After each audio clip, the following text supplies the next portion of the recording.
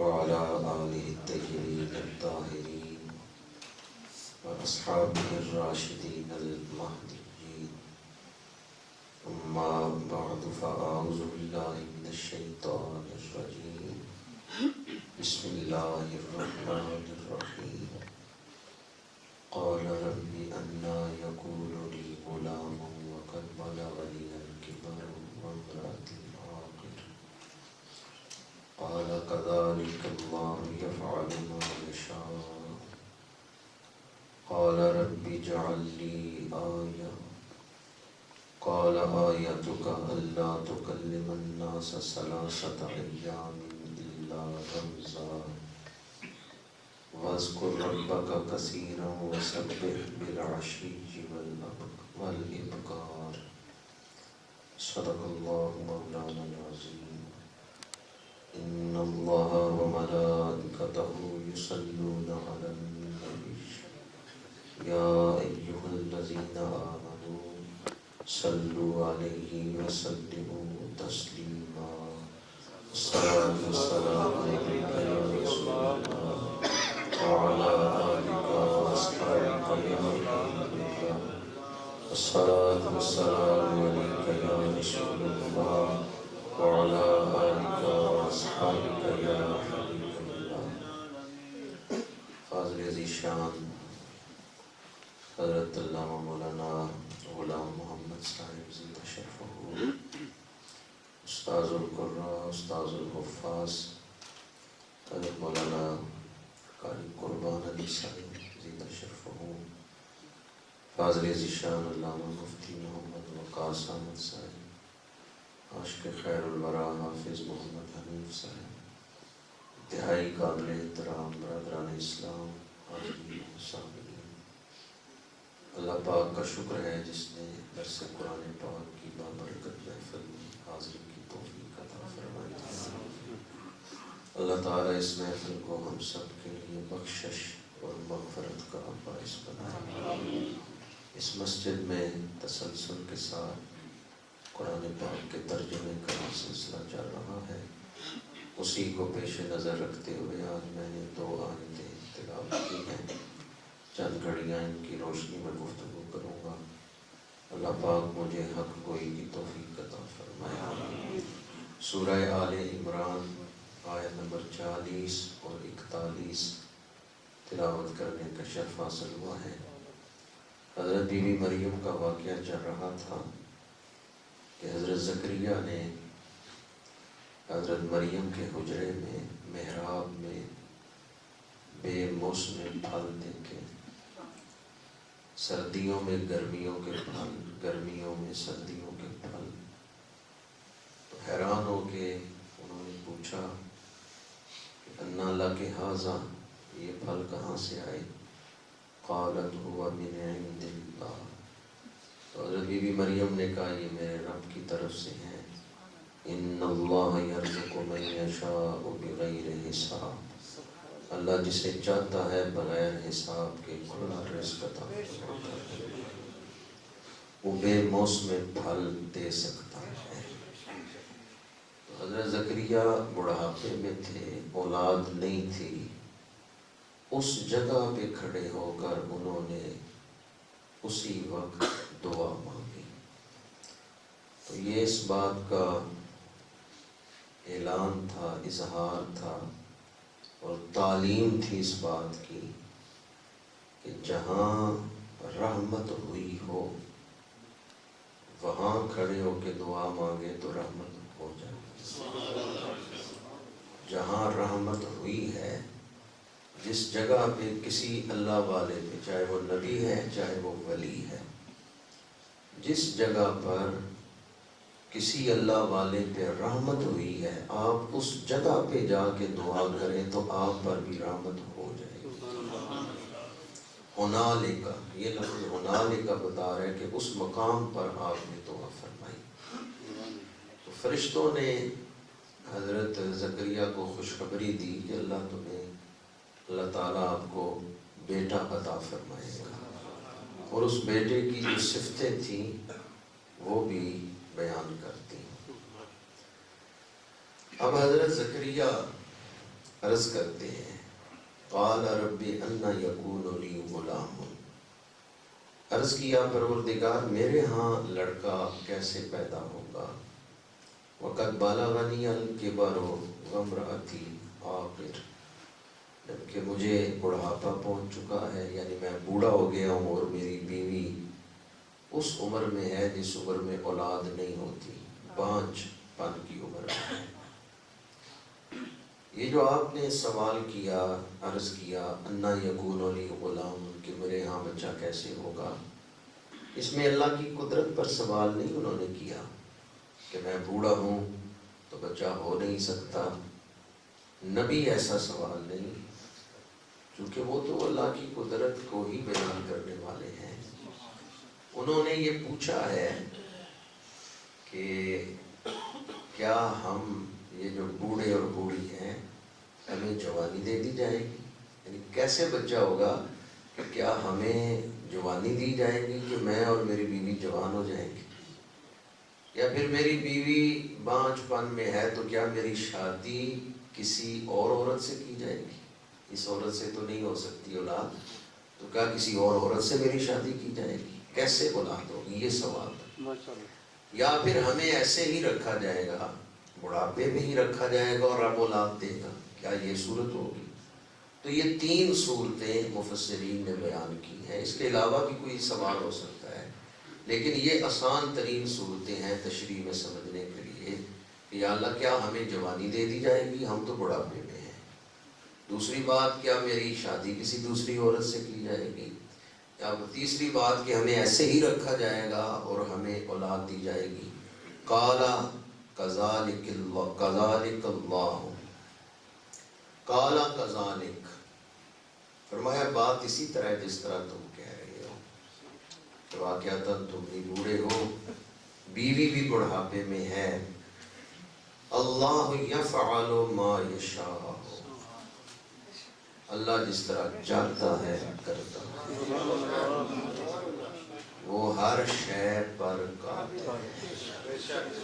یہ جو امکانات کا سوال ہے اور ناممکن کی بات ہے، یہ محدود اختیار رکھنے والوں کے لیے تو ہے، لیکن اللہ کی بارگاہ میں ناممکنات کا کوئی دخل نہیں ہے، وہ جس طرح چاہے اس طرح کر سکتا ہے۔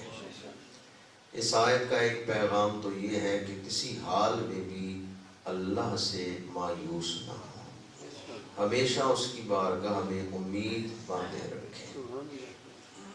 وہ پتھروں سے پانی کے چشمے جاری کر دیتے ہیں، مکے میں پانی نہیں ہے، بی بی ہاجرہ تلاش میں دوڑتی ہیں، اللہ نے پتھر سے چشمہ جاری کر دیا۔ اس لیے کبھی بھی مایوسی کو اپنے قریب نہ آنے دیں، مایوسی کفر کی طرف لے جاتی ہے۔ شیطان مایوس ہوا، اس لیے وہ ابلیس قرار پایا ہے۔ مومن جو ہے وہ کبھی اپنے رب سے مایوس نہیں ہوتا۔ قال رب اجعل لی آیہ، حضرت زکریا نے عرض کیا کہ میرے لیے کوئی نشانی ظاہر فرما دی جائے تاکہ میں شکرانہ ادا کروں، یعنی جب حمل ٹھہر جائے تو کوئی نشانی ظاہر ہو جائے کہ حمل ٹھہر چکا ہے، تاکہ میں حمل ٹھہرنے پر شکرانہ کروں۔ قال آیتک اللہ تکلم الناس ثلاثۃ ایام الا رمزا، فرمایا تمہارے لیے نشانی یہ ہے کہ تم 3 دن تک لوگوں سے سوائے اشارے کے بات نہیں کر سکو گے، یعنی زبان سے بول نہیں سکو گے، 3 دنوں تک اشارے کنائے سے بات کر سکو گے لیکن بول کے کلام نہیں کر سکو گے۔ بعض مفسرین نے کہا کہ اس میں روزے کی طرف اشارہ ہے کہ 3 دن تم روزہ رکھو گے۔ وہاں اس شریعت میں جب لوگ روزہ رکھتے تھے تو کھانے پینے کا بھی روزہ تھا اور کلام کا بھی روزہ ہوتا تھا، یعنی بات کرنی ہوتی تھی تو روزے کی حالت میں بولتے نہیں تھے بلکہ اشارے کنائے سے چیزیں مانگتے تھے۔ ہمارے ہاں تو آج کل لوگ کہتے ہیں روزہ ہے تو چلو روزہ بلائیے، فون کر کے تو روزے پہ جو ہے وہ فضولیات گفتگو کرتے رہتے ہیں، جبکہ روزے کی حالت میں صرف پیٹ کا روزہ نہیں ہونا چاہیے، تمام اعضاء کا روزہ ہوتا ہے۔ تو وہاں اس دور میں لوگ جب روزہ رکھتے تھے تو گفتگو میں بھی اختصار کرتے تھے، کلام بھی نہیں کرتے تھے۔ فرمایا 3 دن تم کلام نہیں کر سکو گے۔ اس کی ایک تفسیر یہ ہے کہ ویسے کوئی بیماری بھی نہیں ہوگی، اللہ تعالیٰ کی طرف سے یہ نشانی ظاہر ہوگی کہ آپ اشارے کنارے سے ہی کلام کر سکیں گے، ویسے آواز کے ساتھ کلام نہیں کر سکیں گے۔ یہ نشانی ہوگی کہ تمہاری زوجہ جو ہے وہ حاملہ ہو چکی ہے۔ وَاذْكُرْ رَبَّكَ كَثِيرًا، اور اپنے رب کا کثرت سے ذکر کرو۔ وَسَبِّحْ بِالْعَشِيِّ وَالْإِبْكَارِ، اور صبح و شام اس کی تسبیح کرتے رہو۔ یہاں ایک حکم تو یہ ہے کہ ذکر کرو، اور دوسرا حکم ہے کہ کثرت سے ذکر کرو۔ وَاذْكُرْ رَبَّكَ كَثِيرًا، اپنے رب کا کثرت سے ذکر کرو۔ ایک صرف ذکر ہے، ایک کثرت کے ساتھ ذکر ہے۔ یہ کیسے پتہ چلے کہ میں اب ان لوگوں میں شامل ہو گیا ہوں جو کثرت سے ذکر کرتے ہیں؟ اس کی ایک علامت یہ ہے کہ اگر کبھی بندہ ذکر بھول جائے تو ذکر بندے کو یاد کرا دے کہ ٹائم ہو گیا ذکر۔ ایک وقت وہ ہے کہ جب بندہ محنت کر کے تو ذکر کو وقت دیتا ہے، ذکر کی طرف دھیان لگاتا ہے۔ پھر ایک وقت یہ آتا ہے کہ ذکر خود بندے کو اپنی طرف کھینچتا ہے۔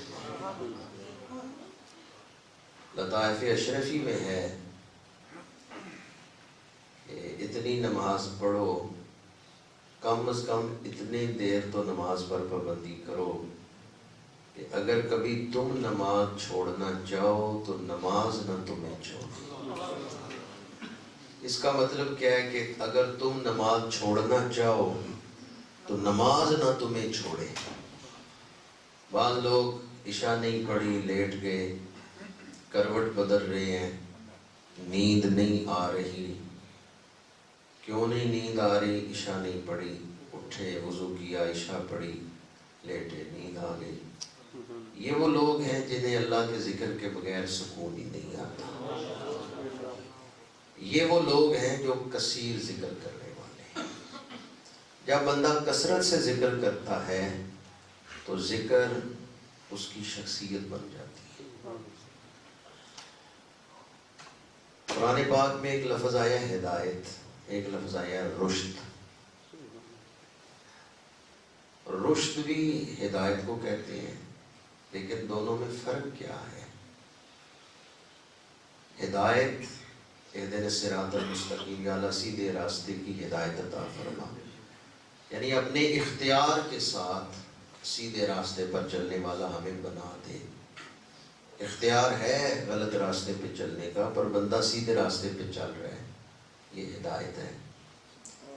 رشد یہ ہے کہ ہدایت اس طرح شخصیت کا حصہ بن گئی ہے کہ جیسے آپ مچھلی کو پانی سے باہر نکالیں تو وہ تڑپتی ہے اور وہ پانی کے بغیر نہیں رہتی، اسی طرح جس کے اندر ہدایت یوں رچ بس جائے کہ وہ کوئی فیصلہ، کوئی قدم ہدایت کے بغیر نہیں اٹھاتا، اس کا ہر فیصلہ اللہ اور اس کے رسول کے حکموں کے مطابق ہے، تو اب یہ راشد ہو گیا ہے، اب یہ پکا ہدایت یافتہ ہو گیا ہے، جس کو خواب بھی جھوٹے نہ آئے، یعنی جس کی نیند کے معاملات جو ہیں وہ بھی سچے ہوں، یہ اب راشد ہو گیا ہے، یہ اب رشد کے مقام پر ہے۔ ہدایت یافتہ ہونا یہ بھی بہت بڑا انعام ہے کہ بندہ ہدایت پا گیا ہے، لیکن رشد جو ہے اس میں ہدایت رچ بس جاتی ہے۔ تو اسی طرح یہ جو میں ذکر کی بات کر رہا تھا، ایک ہے صرف ذکر کرنا، ایک ہے کثیر ذکر کرنا۔ تو جب کثرت سے آدمی ذکر کرتا ہے تو پھر ذکر اس کی شخصیت کا حصہ بن جاتا ہے۔ حدیث آپ نے سنی ہوگی، میرے آقا کریم نے فرمایا الذین اذا رؤوا ذکر اللہ، کہ کچھ لوگ ایسے ہیں جب تم انہیں دیکھو ان کے پاس بیٹھنے والا بدبخت نہیں ہوتا۔ وہ خود کتنے خوش بخت ہیں جن کے پاس بیٹھنے والا بھی خوش بخت ہو جاتا ہے۔ قابل تھا نار کے میں، مجھے جنت ہوئی نصیب، تیرے در کی حاضری سے میری قسمت بدل گئی۔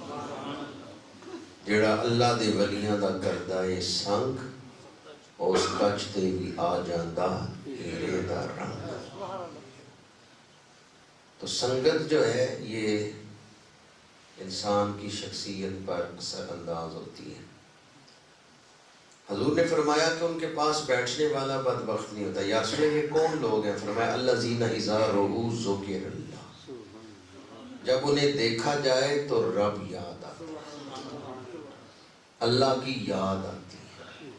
یہ وہ لوگ ہیں جنہوں نے اللہ کا ذکر اتنا کیا ہے کہ اب یہ خود اللہ کا ذکر بن گئے ہیں، کہ انہیں دیکھنے والے کو خدا یاد آ رہا ہے، جو انہیں دیکھ رہا ہے اس کا دھیان خدا کی طرف چلا جاتا ہے۔ تو جو بندہ ذکر کثیر اپنا لیتا ہے، بڑی خوبصورت تشریح علامہ غلام محمد صاحب فضیلت بیان کر رہے تھے ذکر کی، کہ جیسے مردوں میں زندہ ہو، جیسے اندھیرے میں چراغ جلا دے، جیسے خزاں رسیدہ باغ میں کوئی لہلہاتی ٹہنی ہو، ہری بھری شاخ ہو، اس طرح ذاکر ہے۔ تو جسم کی غذا کھانا پینا ہے، روٹی ہے، پانی ہے، اور روح کی غذا اللہ کا ذکر ہے۔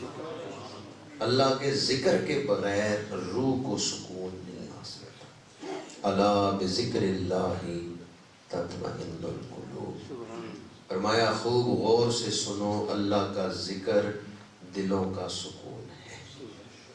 اور اللہ کے ذکر میں دنیا اور آخرت کی کامیابیاں چھپی ہوئی ہیں۔ وَمَنْ أَعْرَضَ عَنْ ذِكْرِي فَإِنَّ لَهُ مَعِيشَةً ضَنْكًا، فرمایا جس نے ہمارے ذکر سے منہ پھیرا، ہم اس کی معیشت کو، زندگی کو گھٹن میں مبتلا کر دیں گے، تنگ کر دیں گے۔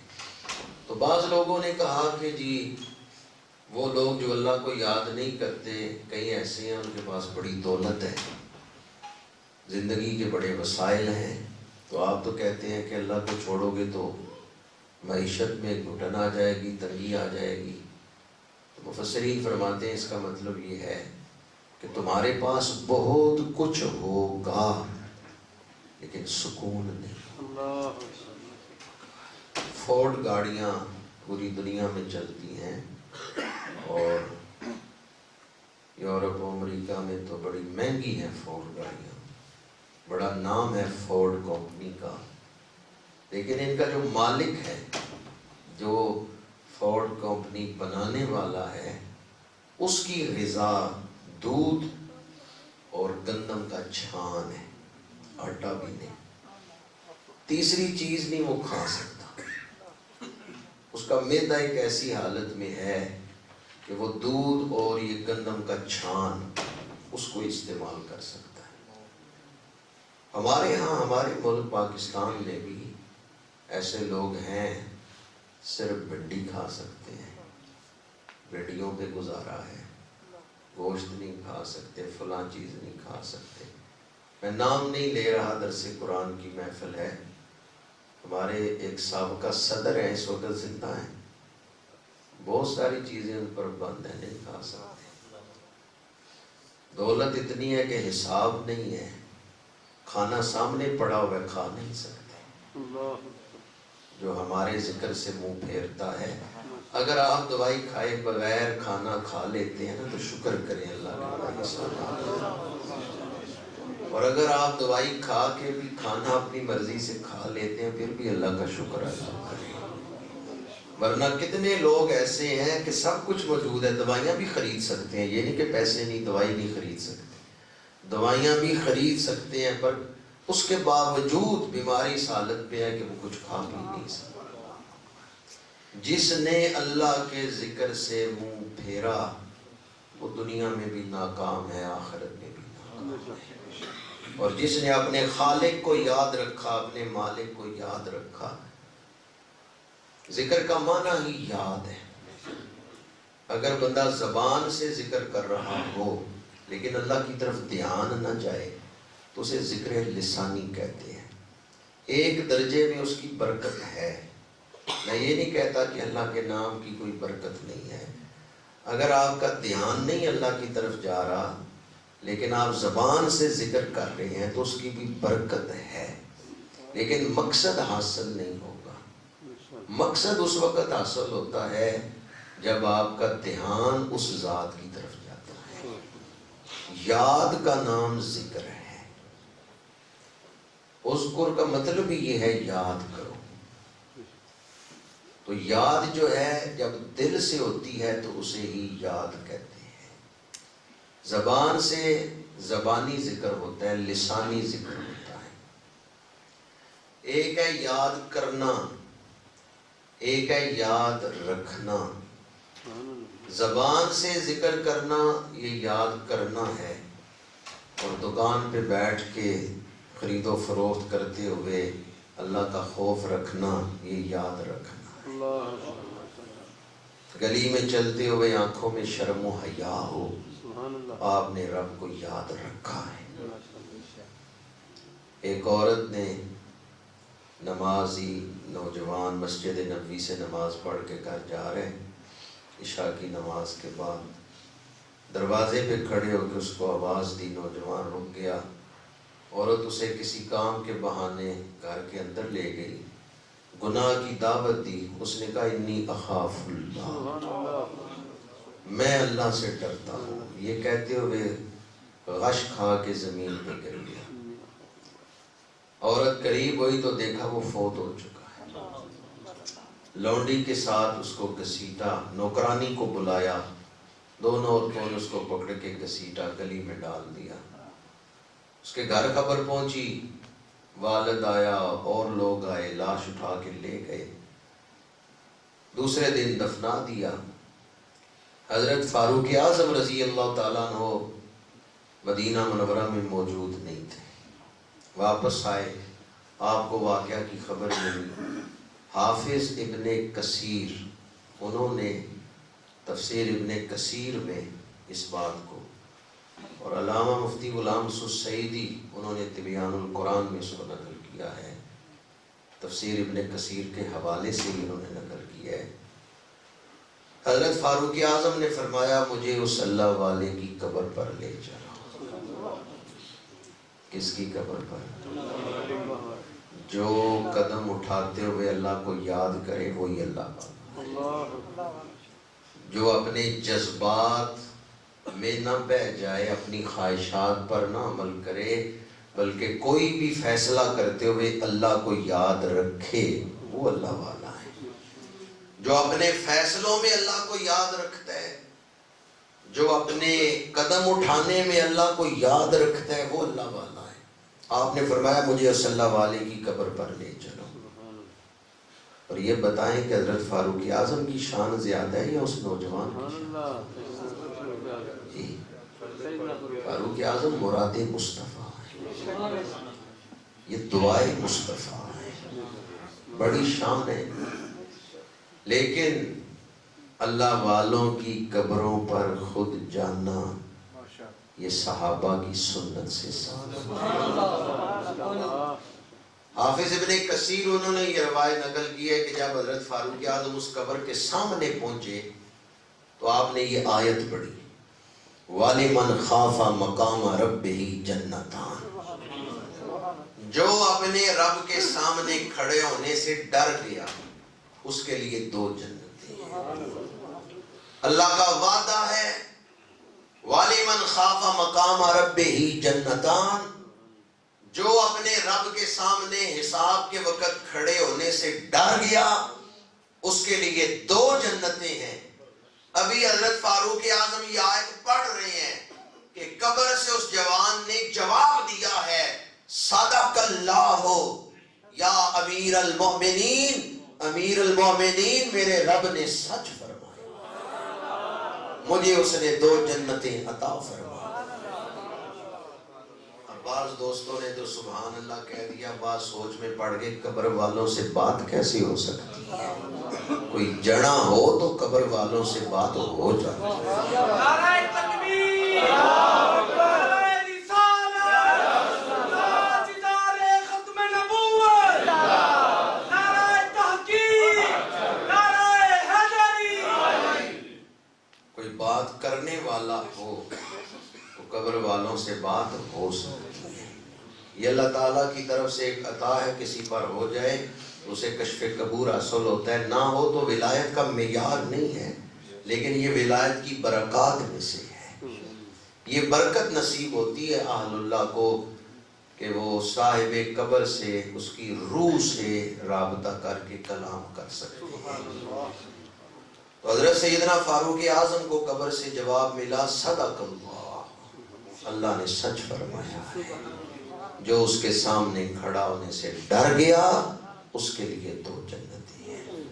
تو اپنے فیصلوں میں رب کو یاد رکھنا، یہ ہے کثرت سے ذکر کرنا۔ اللہ تعالیٰ کا ذکر کثرت سے جو کرنے والا ہے اس کے لیے قرآن پاک میں ہے کہ اللہ نے ان کے لیے جنت تیار کر رکھی ہے۔ ویسے ذکر کرنے والا کسی بھی حال میں ذکر کرے وہ اللہ کی رحمت سے، برکت سے اور جنت سے تو محروم نہیں ہے، لیکن شان جو ہے وہ کثرت سے ذکر کرنے والوں کی زیادہ ہے۔ اور اس آیت میں کثرت سے ذکر کا حکم دیا گیا ہے۔ آگے فرمایا وَسَبِّحْ بِالْعَشِيِّ وَالْإِبْكَارِ، اور تسبیح کریں صبح و شام۔ صبح و شام اللہ کے نام کی تسبیح کریں۔ یہ ذکر میں اور تسبیح میں فرق کیا ہے؟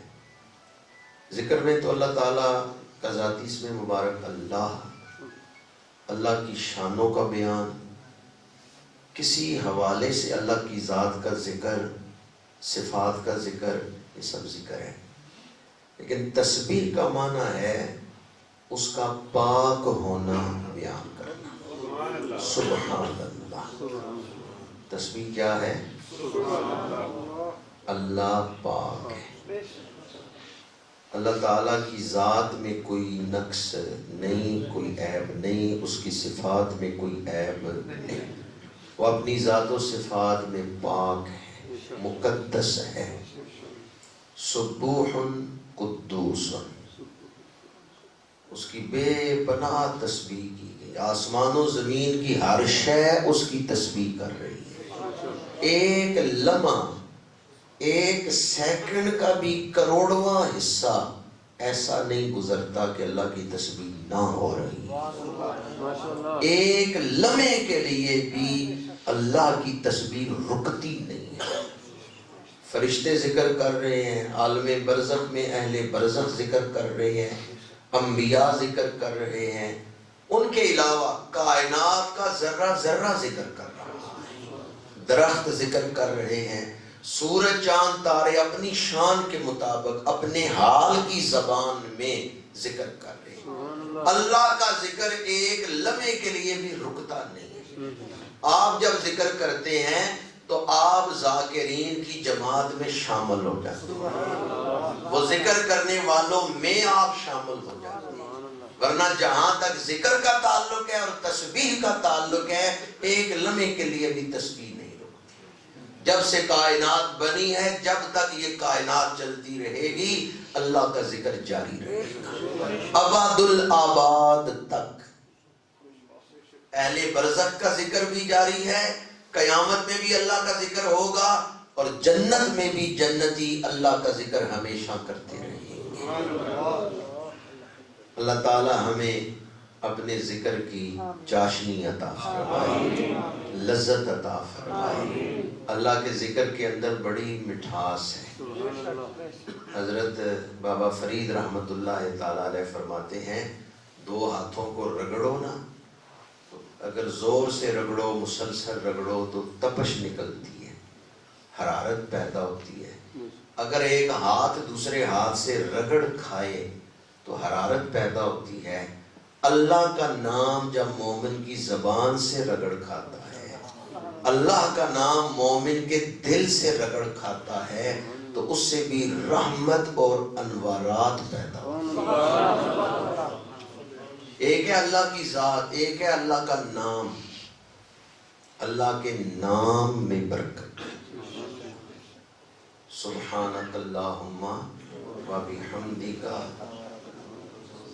جب نماز شروع کرتے ہیں ثنا پڑھتے ہیں تو اس میں کیا الفاظ پڑھتے ہیں؟ سبحانک اللہم و بحمدک. اس کا مطلب کیا ہے؟ وتبارک اسمک. اس کا مطلب ہے تیرا نام بڑی برکتوں والا ہے. وتبارک اسمک، تیرا نام بڑی برکتوں والا ہے. وتبارک اسمک وتعالی جدک ولا الہ.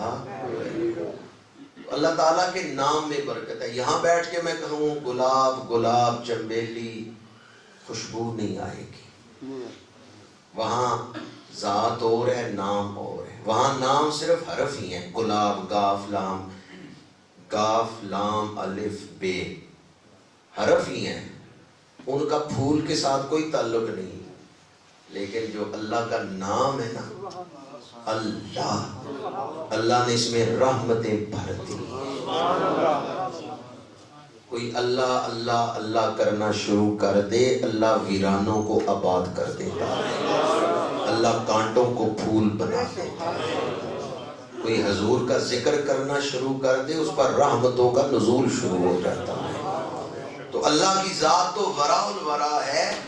اس کی عظمتیں اور اس کی شانیں کون بیان کر سکتا ہے؟ اللہ کے تو نام کی شانیں ہمارے علم سے بلند ہیں.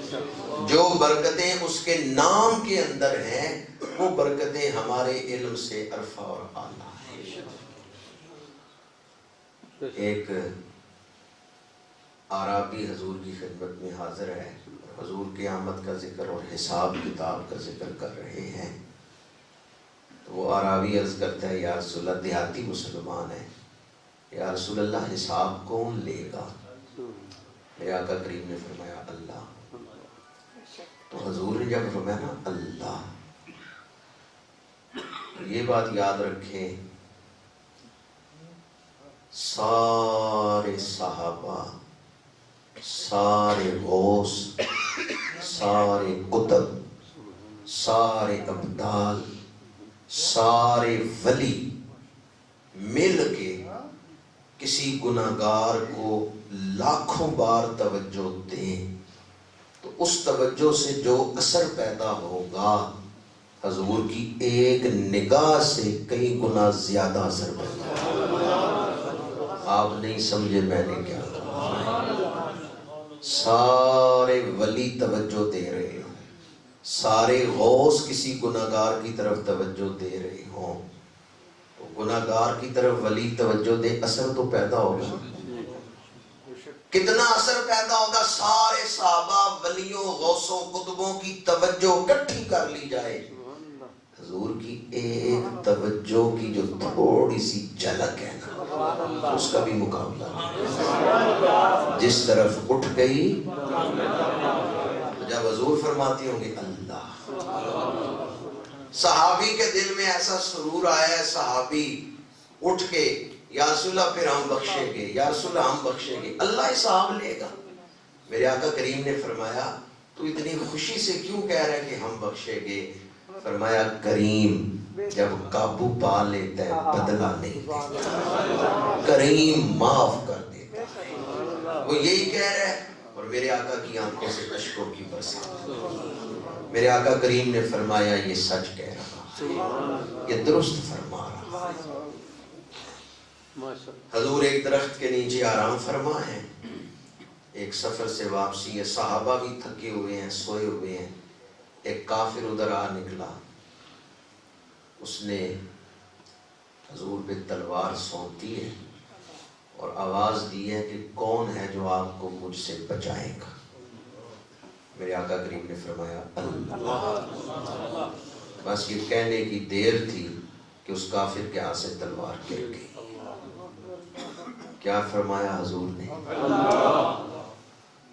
حضور کے کہنے کی بھی کیا بات ہے،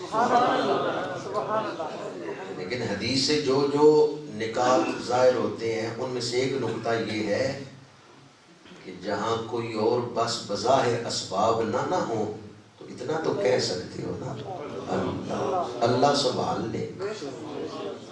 اس کافر نے کہا آپ کو کون مجھ سے بچا سکتا ہے؟ اس کے ہاتھ میں تلوار تھی، اس کا بھروسہ تلوار پہ تھا۔ میرے آقا کریم نے فرمایا اللہ، اتنا روب تھا، تلوار گر گئی، حضور نے اٹھا لی۔ فرمایا تو بتا اب تجھے کون بچائے گا؟ اس نے کہا میں نے سنا ہے آپ رحمت للعالمین۔ میرے آقا کریم نے اس وقت جب کہ آپ اس پر قابو پا چکے تھے، بدلہ لے سکتے تھے، معاف کر دیا۔ کریم جب قابو پا لے تو معاف کر دیتے۔ فتح مکہ پہ حضور نے کتنے لوگوں کو معاف فرمایا۔ تو اللہ کا ذکر برکتوں والا ہے۔ میرے آقا کریم نے اللہ فرمایا، دشمن کی تلوار حضور کے ہاتھ میں۔ اللہ تعالیٰ کے نام کے اندر بڑی برکتیں ہیں۔ ایک طالب علم تھا ذکر کرنے والا، اسے کسی نے آگے کہا کہ اگر دوزخ میں چلے گئے تو کیا بنے گا؟ انہوں نے کہا دوزخ میں جائیں یا جنت میں جائیں، دعا یہ کرو اللہ اپنا ذکر نہ چھینے، بس ذکر کرتے رہے۔ تو حقیقت یہ ہے کہ ذکر جنت ہے۔ جس کا دل اللہ کی یاد سے لگ گیا، جنت اس دل سے محبت کرتی ہے۔ اگر ذکر نہیں کر سکتے یا ذکر کی اس طرح توفیق یا محبت نہیں ہے تو قرآن میں ایک اور مقام پر حکم ہے، وَاصْبِرْ نَفْسَكَ،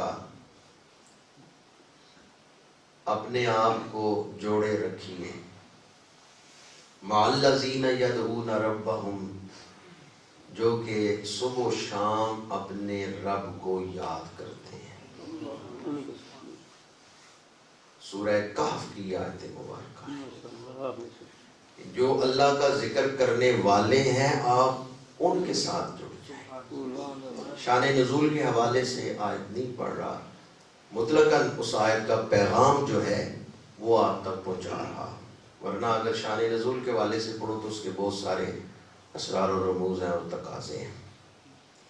وَاصْبِرْ نَفْسَكَ مَعَ الَّذِينَ يَدْعُونَ رَبَّهُمْ بِالْغَدَاةِ، صبح و شام جو اپنے رب کا ذکر کرنے والے ہیں، فرمایا ان کے ساتھ اپنے آپ کو جوڑے رکھیے۔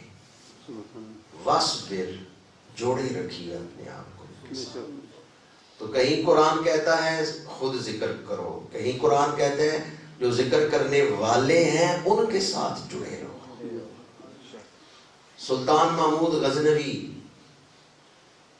فوت ہو گیا تو بعد از وصال کسی نے خواب میں دیکھا، پوچھا بتائیں قبر میں کیا حال ہوا؟ سلطان نے کہا ایک چھوٹے سے عمل کی وجہ سے بخشش ہو گئی۔ میں ایک دن اپنے مرشد حضرت ابو الحسن خرقانی رحمت اللہ تعالی علیہ کے آستانے پہ گیا مرشدوں سے ملنے کے لیے، تو وہاں ان کے مرید دریاں جھاڑ رہے تھے، مٹی اڑ رہی تھی۔ میں اس گرد میں جا کے کھڑا ہو گیا، سپاہی ساتھ تھے، انہوں نے درویشوں کو جھڑکا، انہوں نے کہا بند کرو، تمہیں نہیں پتا بادشاہ آ گیا اور تم گرد اڑا رہے ہو۔ تو میں اپنے سپاہیوں کو ناراض ہوا، میں نے کہا یہ گرد ہے، مٹی ہے جو ان دریوں سے اٹھ رہی ہے، پر تمہیں پتا ہے یہ مٹی دریوں کو لگی کیسے ہے؟ یہ ذاکرین کے پیروں سے لگی ہے۔ ان دریوں پہ بیٹھ کے میرے مرشد کے مرید اللہ اللہ کرتے ہیں، اللہ کا ذکر کرتے ہیں۔ تو میں اس لیے اس گرد میں کھڑا ہونا اپنے لیے فخر سمجھتا ہوں کہ اس مٹی نے اللہ والوں کے قدم چومے ہیں۔ سلطان محمود غزنوی کہتا ہے جب میں قبر میں آیا یہ بات میرے لیے بخشش کا باعث بنا۔ اللہ کریم نے فرمایا تو نے میرے ذکر کرنے والوں سے محبت فرمائی ہے۔ حضرت خواجہ معین الدین چشتی اجمیری رحمۃ اللہ تعالیٰ نے، آپ کے ایک پیر بھائی تھے، وہ فوت ہو گیا، آپ ان کی قبر پہ بیٹھے مراقبہ کیا، رکت طاری ہو گئی۔ بعد میں لوگوں نے پوچھا کیوں رو رہے ہیں؟ فرمایا میں نے مراقبہ کیا، جس طرح میں نے شروع میں کہا کہ کئی اہل اللہ جن کا رابطہ ہو جاتا ہے قبر والوں کے ساتھ، کشف قبول اسے کہتے ہیں۔ کہتے ہیں میں نے دیکھا فرشتے آئے ہیں، انہوں نے سوال کرنا چاہا ہے، اللہ کی بارگاہ سے صدا آئی ہے اس سے سوال نہ کرو، یہ ایک دن میرے بندے عثمان ہارونی کی محفل میں بیٹھا، ایک دن میرا ذکر کرنے والے کی محفل میں بیٹھا۔ عثمان ہارونی جو میرا عاشق ہے، جو مجھ سے محبت کرتا ہے، یہ بندہ ایک دن اس کی محفل میں بیٹھا، اس کے صدقے میں نے اس کو بخش دی، بخشش عطا فرما۔ خواجہ عثمان ہارونی کا ذکر، ان کا عشق اس مرید کے لیے بخشش کا باعث بن گیا۔ تو بندہ خود ذکر کرے، ذاکر بنے، یہ بھی حکم ہے قرآن پاک کا، اور ذاکروں کی محفل میں بیٹھے، ذکر کرنے والوں کی، اہل اللہ کی، اہل عشق، اہل محبت، اہل ادب کی محفل میں بیٹھے۔ اور اگر بظاہر دنیا میں کوئی ایسے لوگ اپنے قرب و جوار میں نہ ملیں تو اللہ والوں کی قبروں پہ جا کے حاضری دیں۔ حضرت خواجہ معین الدین چشتی اجمیری نے اس کو بھی بیان کیا ہے، گنج بخشے فیض عالم مظہر نور خدا، ناکساں را پیر کامل کاملاں را رہنما۔ داتا گنج بخش علی اجمیری ایسی ہستی ہیں، کوئی ان کی قبر پہ جا کے بیٹھے، ہر طرف سے دھیان ہٹا کے بس قبر کی طرف دھیان کر کے کچھ دیر بیٹھے، آپ کا دل ذکر کرنے لگ جائے، آپ کے دل میں آخرت کی محبت پیدا ہو جائے، اللہ کی یاد دل میں آ جائے گی۔ اہل اللہ کی صحبت کا کم از کم فائدہ یہ ہے کہ وہ غفلت سے نکال دیتے ہیں، اللہ کے ذکر کی محبت پیدا ہو جاتی ہے۔ جو آیات میں نے آج آپ کے سامنے پڑھی، ان میں جہاں ذکر کا اور تسبیح کا بیان ہے، حکم ہے، وہیں صبح اور شام کا بھی ذکر ہے۔ تو جو دو وقت ہے نا، یہ صبح اور شام، ویسے تو 5 جو نمازیں ہیں، ان 5 نمازوں کی اپنی خاص حکمتیں ہیں، خاص اسرار و رموز ہیں ان 5 وقتوں کے، لیکن یہ فجر اور مغرب، یہ 2 جو وقت ہیں، یہ خاص وقت ہیں جب وقت بدلتا ہے۔ ایک وقت وہ ہے جب اندھیرا ختم ہو رہا ہے، روشنی آ رہی ہے۔ دوسرا وقت وہ ہے جب دن ختم ہو رہا ہے اور رات شروع ہو رہی ہے۔ تو ان دونوں وقتوں کے سروں پر، دن کے آغاز پر بھی، دن کے اختتام پر بھی خاص رحمتیں نازل ہوتی ہیں۔ یہ خاص ذکر کا وقت ہے، اس وقت اللہ کی بارگاہ میں حاضری نہیں چھوڑنی چاہیے۔ فجر اور مغرب کی جو نماز ہے، کم از کم اگر آپ نماز پڑھ لیں تو یہ جو حکم ہے عشی اور ابکار کے ذکر کا، اس میں آپ شامل ہو گئے ہیں، کیونکہ نماز بہترین ذکر ہے، نماز افضل الذکر ہے۔ اقم الصلاۃ لذکری، فرمایا نماز قائم کرو میری یاد کے لیے۔ یہ بھی پتا چلا کہ ذکر کے لیے کچھ وقت ایسے ہیں جن وقتوں میں ذکر کی برکت زیادہ ہے اور ذکر کے فضائل زیادہ ہیں۔ یہاں اس بات کا بیان بھی ہے، جہاں سے میں نے آج گفتگو شروع کی، کہ اللہ تعالیٰ نے حضرت یحییٰ کی ولادت سے پہلے ہی بتا دیا حضرت زکریا کو کہ بیٹا ہوگا۔ جیسے اللہ نے بتایا ویسے ہوا ہے۔